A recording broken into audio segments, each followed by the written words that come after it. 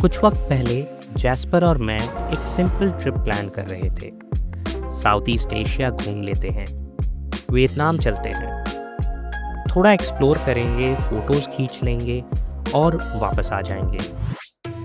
लेकिन वियतनाम ने हमारे इस सीधे साधे प्लान को उल्टा पुल्टा कर दिया। जहां हमने सोचा था सिर्फ बीचेस और कॉफ़ी मिलेगी, वहां हमें मिली 200 साल पुरानी कहानियाँ जो आज भी गली गूंजों में जिंदा है। जहां हमने एक्सपेक्ट किए थे टूरिस्ट स्पॉट्स, वहां हमें मिले अंडरग्राउंड टनल्स जहां लोगों ने अपनी आज़ादी के लिए पूरी दुनिया बसा ली थी। कूची के अंधेरे टनल्स में रेंगते हुए, कैटपा के फ्लोटिंग विलेजेस में बोट राइड लेते हुए, मेकोंग डेल्टा की शांति में और हनोई की उस पागल ट्रैफिक में, हमें ये समझ आ गया था कि ये कोई ऑर्डिनरी ट्रिप नहीं है। दिल्ली और हांगकांग की केओस में पले बड़े हम दोनों को लगा था हम एशिया की एनर्जी समझ जाते हैं। लेकिन वियतनाम ने सिखाया कि हर देश की एक अपनी अलग पहचान होती है। तो आज जो हमने देखा, जो हमने महसूस किया, जो हमने सीखा, वो सब कुछ हम आपके साथ शेयर कर रहे हैं।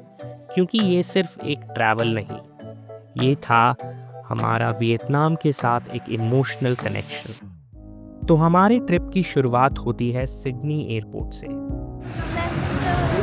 सुबह के 8 बजे ही सिडनी इंटरनेशनल एयरपोर्ट अपने पूरे जोश में था। लोग भाग रहे थे अपनी फ्लाइट्स पकड़ने के लिए।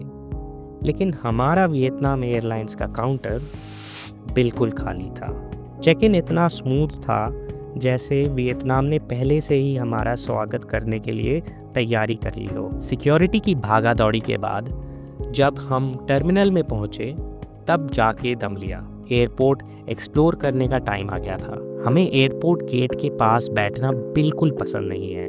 हमें तो बस घूमना होता है पूरे एयरपोर्ट में। सिडनी एयरपोर्ट की सबसे यूनिक चीज़ जो हमें बहुत पसंद है वो है ये 28 झंडे जो ऑस्ट्रेलियन एबोरिजिनल कल्चर की डाइवर्सिटी को दिखाते हैं। जैस्पर को इन ब्रांडेड स्टोर से दूर रखना ये भी एक आर्ट है। ब्रांडेड दुकानों से बचते बचाते तभी हमने देखा हमारी फ्लाइट एक नए सफ़र के लिए तैयार होती हुई वियतनाम एयरलाइंस की एयरबस A350-900। बोर्डिंग बिल्कुल हैसल फ्री थी और जैसे ही हम सेटल हुए, वियतनाम एयरलाइंस ने हमें वार्म टॉवल्स दिए इकोनॉमी क्लास में। ये तो सिर्फ सिंगापुर एयरलाइंस जैसी प्रीमियम एयरलाइंस करती हैं। पहला सरप्राइज वियतनाम से क्लीन ब्लैंकेट्स, प्लास्टिक में packed soft pillows, comfort level already impress कर रहा था। और फिर जब वो पीनट्स आए, तब मुझे याद आया कि अब तो एक बियर बनती है और आज के लिए मेरा साथी था pure blonde beer, a perfect start to the journey. लेकिन असली सरप्राइज तो मील में था। जैस्पर को सी फूड विथ नूडल्स, मुझे पोर्क विथ राइस। टेस्ट इतना अच्छा था कि वियतनाम एयरलाइंस को दिल से थम्स अप देना पड़ा। कमेंट्स में बताओ कि आपने कभी वियतनाम एयरलाइंस से ट्रैवल किया है? अगर किया है तो कैसा था एक्सपीरियंस? हो ची मिन सिटी में लैंडिंग के बाद सबसे पहला शॉक था एयरपोर्ट का केओस।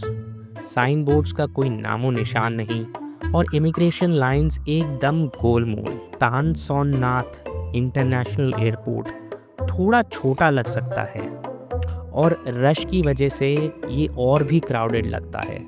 तो अगर आप वियतनाम और हो ची मिन सिटी आ रहे हो तो इसके लिए तैयार रहना। लेकिन एयरपोर्ट से बाहर निकलते ही सब स्मूथ हो गया। एयरपोर्ट ट्रांसफ़र कैब इजीली मिल गई और जब हम सिटी में पहुंचे तो एक अजीब सा फीलिंग था। इतनी रफ पास्ट के बाद, इतनी हार्डशिप्स के बाद हो ची मिन सिटी कितनी मॉडर्न और कितनी क्लीन लग रही थी। ये सिटी जो 300 साल से कहानियाँ कहती आ रही है।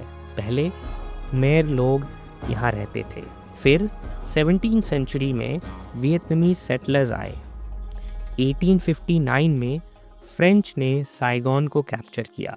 उन्होंने इस शहर को यूरोपियन आर्किटेक्चर दी, अर्बन प्लानिंग की और इसे बना दिया the pearl of the far east. World war 2 के बाद ये साउथ वियतनाम की कैपिटल बनी। वियतनाम वॉर में अमेरिकन एलाइज का हेडक्वार्टर्स और फिर 30 अप्रैल 1975 नॉर्थ वियतनामीज फोर्सेस ने साइगॉन को कैप्चर किया।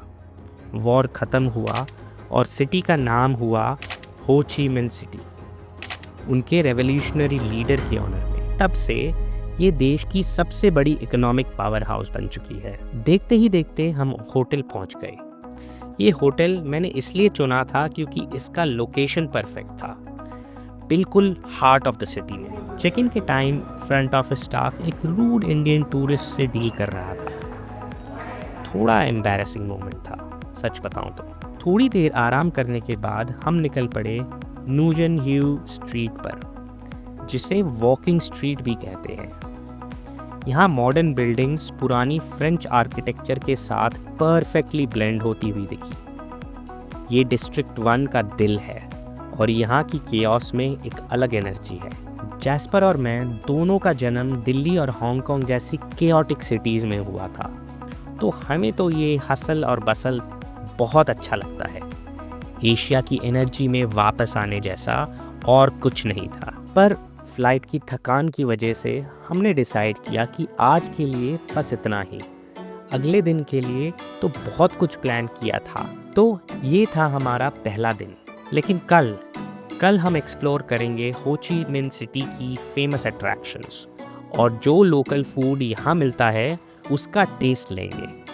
तो मिलते हैं नेक्स्ट वीडियो में, जहाँ वियतनाम के असली फ्लेवर्स और कहानियाँ आपका इंतज़ार कर रही हैं।